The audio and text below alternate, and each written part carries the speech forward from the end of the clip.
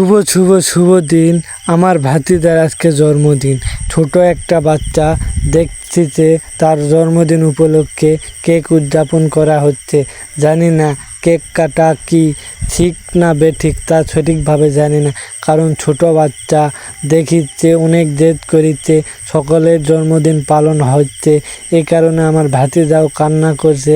এ কারণেই হয়তো আমার ভাতিজার কান্নার কারণে একটা কেক কেটে উদযাপন করেছি।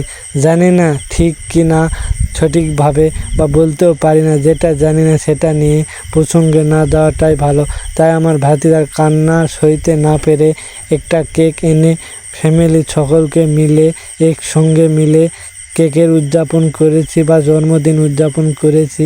সকলকে মিলেই সকলের প্রত্যাশায় কামনা করি, কারণ আমার ভাতিজার জন্যে সকলে দোয়া করবেন, সে যেন মানুষের মতো মানুষ হয়ে উঠতে পারে এবং কি আমাদের ফ্যামিলির মুখ উজ্জ্বল